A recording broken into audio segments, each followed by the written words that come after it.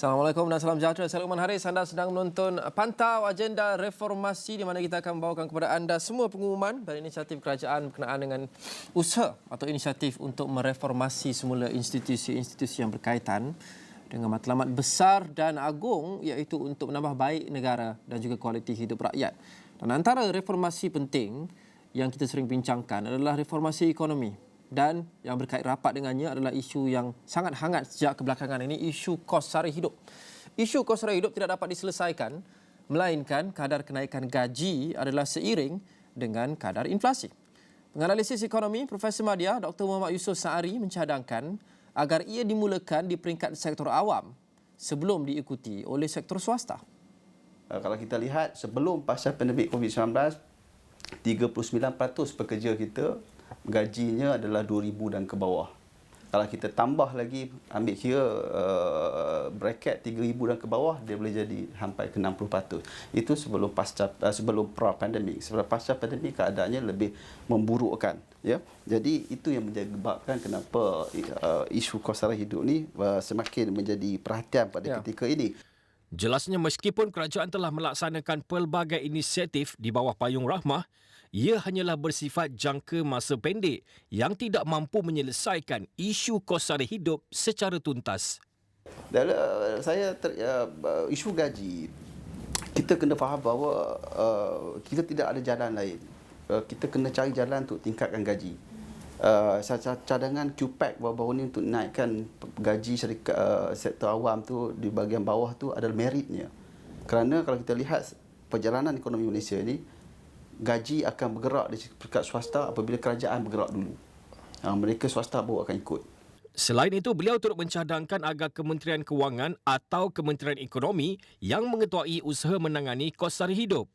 Ia bertentangan dengan dasar kerajaan semasa yang meletakkan tugas ini kepada Kementerian Perdagangan Dalam Negeri dan Kos Sara Hidup. Beliau berkata demikian dalam program Dialog Poket Rakyat pada Khamis. Baik, seterusnya perkhidmatan pemeriksaan berkala kenderaan motor yang diwajibkan di bawah Akta Pengangkutan Jalan 1987 tidak lagi diberikan secara eksklusif kepada Pusat Pemeriksaan Kenderaan Berkomputer atau Puspakom. Sebaliknya, Menteri Pengangkutan Anthony Loke berkata ia akan dibuka kepada mana-mana pihak yang berkelayakan dan memenuhi syarat-syarat ditetapkan selepas konsesi semasa kepada Puspakom tamat tempoh pada 31 Ogos 2024. Jelas Loke, perkara itu telah diputuskan oleh Jemaah Menteri pada 17 Mac lalu dan proses pelawaan kepada pihak-pihak yang berminat dijangka bermula selewat-lewatnya dalam suku pertama tahun 2024.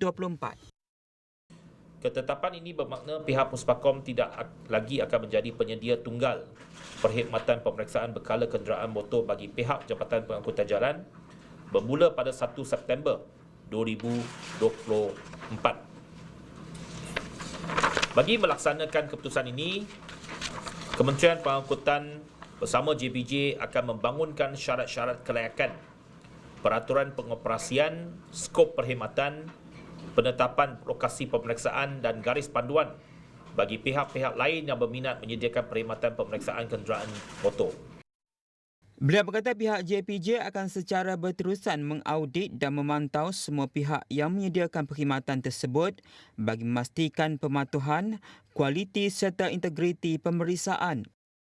MOT juga akan memastikan bahawa pembukaan pemeriksaan berkala kepada pihak-pihak lain tidak menyumbang kepada elemen persaingan tidak sihat. Tambalu, MOT sedang dalam proses memutamatkan semua syarat permohonan, pengoperasian dan dokumen tawaran berkaitan penyediaan perkhidmatan pemeriksaan berkala oleh pihak-pihak yang berminat. Bagaimanapun setakat ini, MOT belum menetapkan berapa banyak syarikat yang akan memenuhi kelayakan untuk menyediakan perkhidmatan tersebut. Sementara itu, kerajaan setuju melanjutkan perjanjian konsesi Puspakom selama 15 tahun lagi berkuat kuasa 1 September 2024. Konsesi perjanjian Puspakom yang dilanjutkan 15 tahun pada 2009 akan tamat tempoh pada 31 Ogos 2024. Bagaimanapun, Menteri Pengangkutan Anthony Loke berkata Puspakom diminta melakukan beberapa penambahbaikan terma-terma yang sedia ada. Lut berkata Jemaah Menteri membuat keputusan melanjutkan konsesi dengan mengambil kira Puspakom telah menjalankan fungsi pemeriksaan terlibat bagi pihak Jabatan Pengangkutan Jalan JPJ dengan baik dan memenuhi tahap perkhidmatan yang ditetapkan.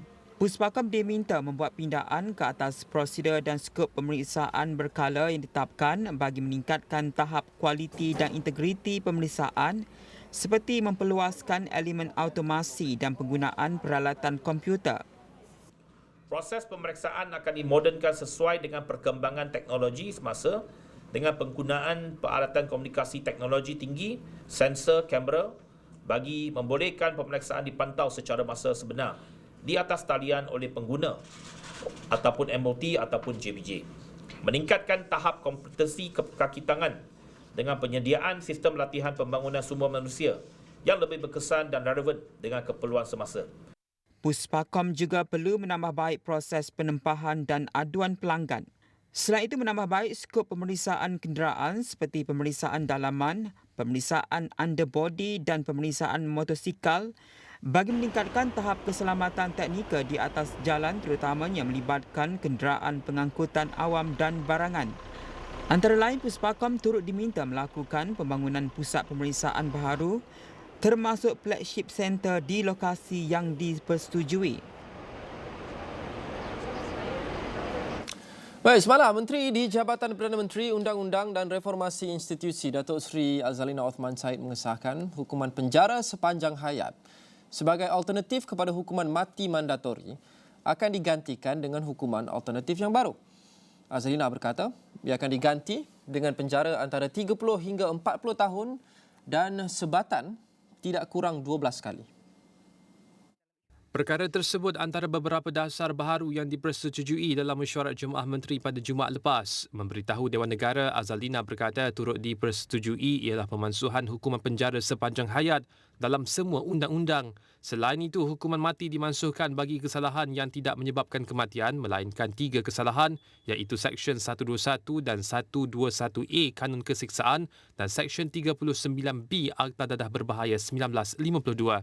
Jemaah Menteri juga setuju dengan satu RUU baharu bagi membolehkan hukuman mati atau penjara sepanjang hayat yang telah dikenakan disemak semula oleh Mahkamah Persekutuan.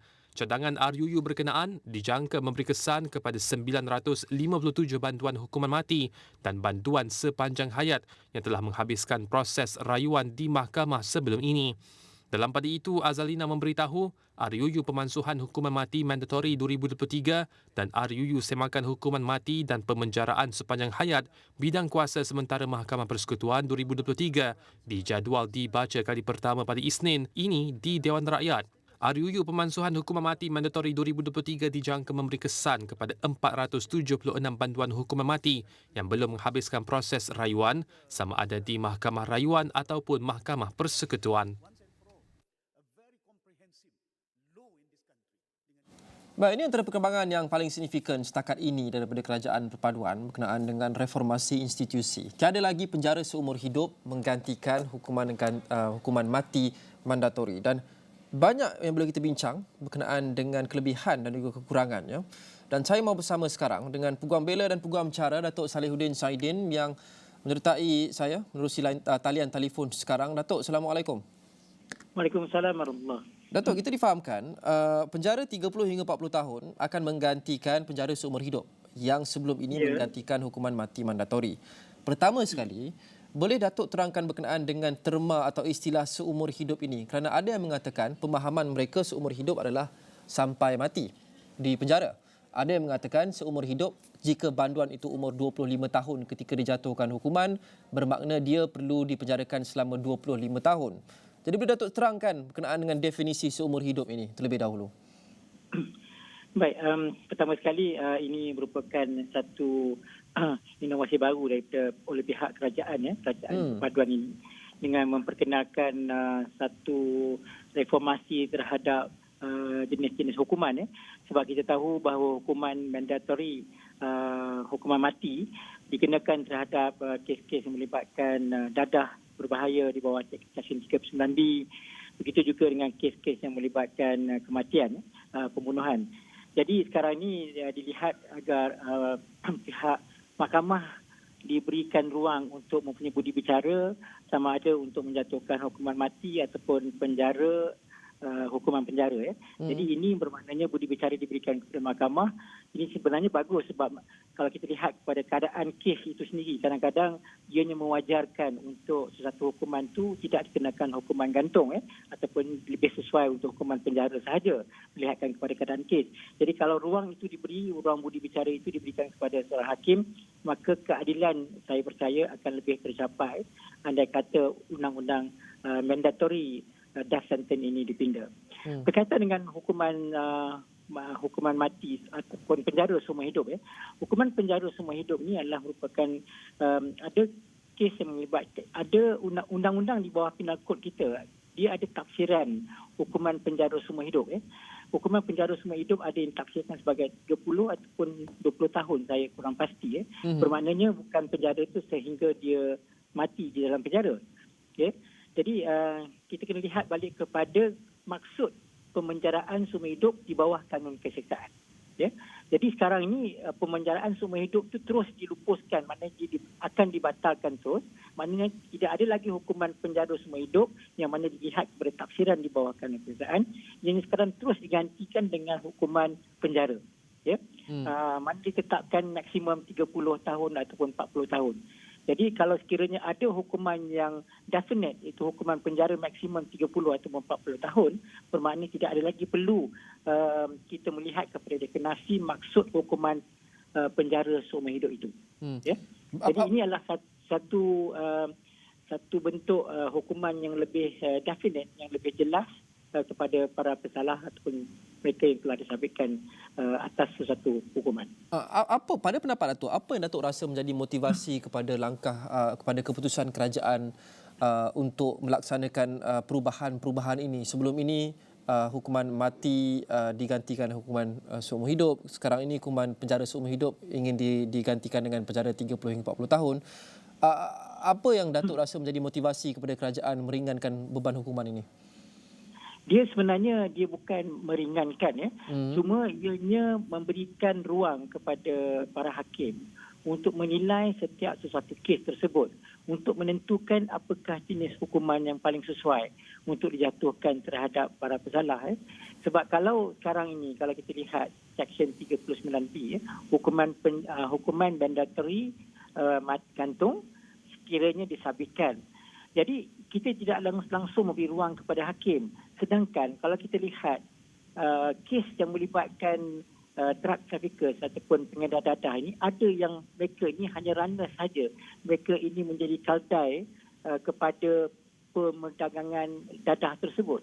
Jadi disebabkan kadang-kadang mungkin kita lihat ketidakadilan berlaku apabila seseorang yang hanya nak mencari pendapatan ataupun ditipu oleh pihak sindiket untuk membawa sesuatu barangan dadah tersebut, dia disabitkan kemudian digantung sehingga mati. Tidak ada pilihan kepada hakim.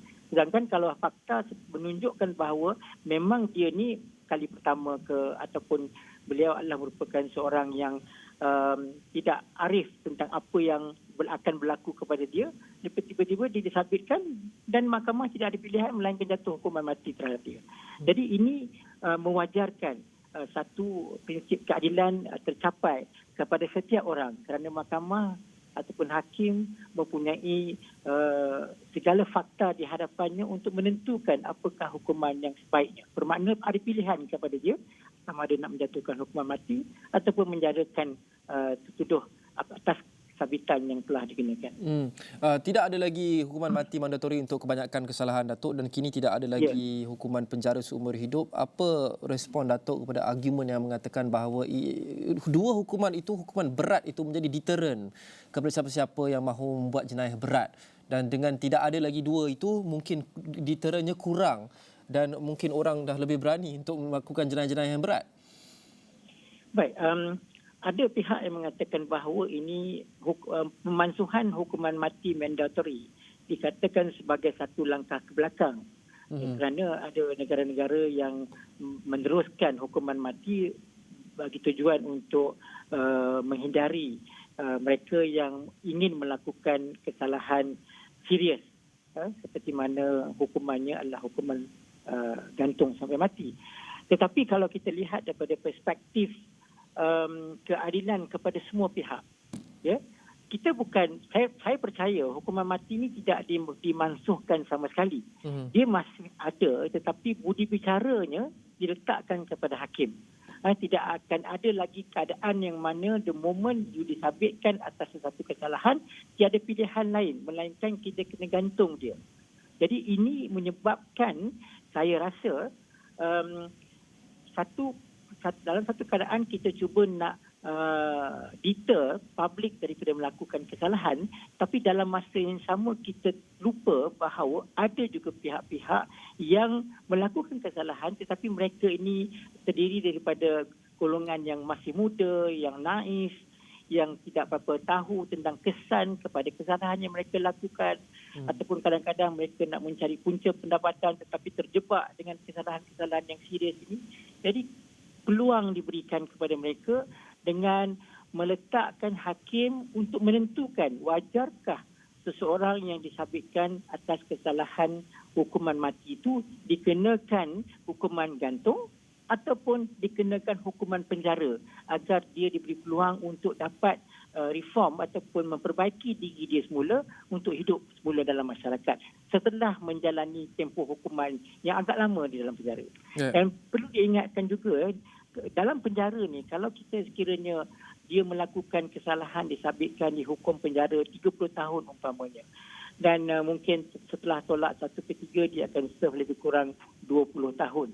20 tahun dalam penjara kalau umur dia 30 tahun, bila dia keluar dia dah 50 tahun. Jadi untuk dia melakukan kesalahan semula, untuk dia balik kepada rakan-rakan dia yang sama-sama melakukan kesalahan tersebut agak sukar, tidak agak jauh untuk kesalahan ini dilakukan semula. Jadi saya rasa ini juga merupakan satu deterrent dengan memberikan ruang untuk hukuman mati ditentukan oleh seorang hakim. Baik. Datuk, kita berhenti seketika. Kita akan kembali selepas ini bersama dengan Datuk Salahuddin Saidin. Jangan ke mana-mana. Terima kasih. Bertemu kembali dalam Pantau Agenda Reformasi. Saya Luqman Haris. Hari ini topik perbincangan kita berkenaan dengan reformasi institusi adalah pengesahan oleh Menteri di Jabatan Perdana Menteri Undang-Undang dan Reformasi Institusi. Semalam, Datuk Seri Azalina Othman Said bahawa tidak ada lagi penjara seumur hidup yang menggantikan hukuman mati mandatori. Mungkin bagi anda di luar sana yang mungkin tidak mengikuti, sebelum ini hukuman mati mandatori dihentikan dan digantikan dengan alternatif untuk penjara seumur hidup. Dan sekarang ini hukuman alternatif penjara seumur hidup itu akan digantikan dengan alternatif hukuman penjara 30 hingga 40 tahun. Apa kelebihan dan kekurangannya? Saya mahu sambung perbincangan bersama dengan Peguam Bela dan Peguam Cara Datuk Salahuddin Saidin yang menyertai saya di talian sekarang ini. Sebentar tadi dalam segmen pertama banyak sudah kita bincangkan, Datuk. Tapi satu lagi argument kalau kita lihat, bukan sahaja di Malaysia tapi di banyak negara lain di seluruh dunia, bila kita bercakap berkenaan dengan hukuman gantung menentang hukuman pemenjaraan seumur hidup ataupun untuk jangka masa yang panjang adalah kos kepada negara, cost to the state kalau sering didebatkan di negara-negara barat. Apa komen Datuk berkenaan dengan kos yang akan dikumpul oleh kerajaan untuk memenjarakan seorang banduan dengan dalam tempoh yang begitu lama hingga 30 hingga 40 tahun? Baik. Soal kos ini inilah satu perkara yang pihak kerajaan kena tentukanlah. Memang kalau kita lihat, andai kata seseorang banduan dipenjarakan dalam tempoh yang lama, pihak kerajaan, pihak penjara perlu menanggung kos sepanjang beliau berada di dalam penjara. Dan ianya mungkin kosnya akan mungkin meningkat andai kata penjara hukuman gantung hingga mati itu dihapuskan ataupun diberi pilihan.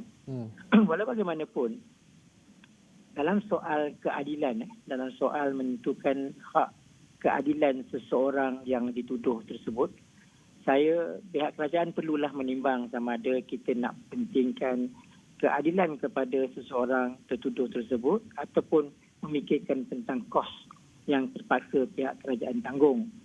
Ya, sebab kita perlu juga ingat bahawa bukan semua banduan yang melakukan sesuatu jenayah berat tersebut merupakan banduan yang benar-benar kita katakan sebagai hardcore criminal. Ya. Mungkin yang baru pertama kali mereka terjebak di dalam kesalahan jenayah besar ini. Tetapi kalau sekiranya keterangan menunjukkan mereka ini ada positifnya daripada keterangan yang ada di mahkamah tersebut, mungkin dia dapat diselamatkan dan diperbetulkan, dan proses untuk rehabilitation di dalam penjara tersebut mungkin makan masa, tetapi kita mungkin satu hari nanti dapat membentuk beliau menjadi seorang warga negara yang baik, yang boleh dimasukkan semula dalam masyarakat umum supaya menjadi sebahagian daripada masyarakat. Jadi soal kos tadi kita kena pertimbangkan, seimbangkan dengan prinsip keadilan kepada seseorang yang telah disabitkan. Itu antara argumen yang menarik juga, Datuk, kerana sebelum ini ada yang sering menggunakan teori bahawa salah satu sebab untuk mereka menyokong hukuman gantung sampai mati mandatori ini dimansuhkan adalah untuk memberikan masa atau kemungkinan kepada banduan-banduan untuk dididik semula, untuk dimasukkan semula ke dalam masyarakat, rehabilitate. Tapi kalau kita lihat hukuman penjara 30 hingga 40 tahun ini yang mahu kerajaan perkenalkan ini masih lagi mungkin counterproduktif kepada usaha ataupun kemungkinan untuk rehabilitate, sebagai contoh drug offenders, kerana seperti yang Datuk sebut tadi, bila mereka keluar mereka sudah umur 50-60 tahun, jadi mungkin masa itu sudah tiada. Apa pendapat Datuk berkenaan dengan mereka yang mahu kesalahan dadah ini menjadi jenayah, decriminalize? Baik, kita tidak menyatakan bahawa dengan hukuman pindaan ini tidak menyatakan bahawa jenayah dadah ini bukan lagi satu kesalahan jenayah ataupun bukan lagi satu kesalahan jenayah yang serius. Dia tetap merupakan satu kesalahan jenayah yang serius. Cuma bentuk hukuman yang sesuai, yang bersesuaian dikenakan oleh pihak kerajaan bagi memastikan keadilan dapat dicapai kepada setiap tertuduh yang disabitkan. Now, kita bercakap dengan tempoh masa dalam penjara yang begitu lama, kalau 40 tahun ataupun 30 tahun. Tapi perlu diingatkan, kita ada one-third remission kepada setiap pesalah yang telah disabitkan.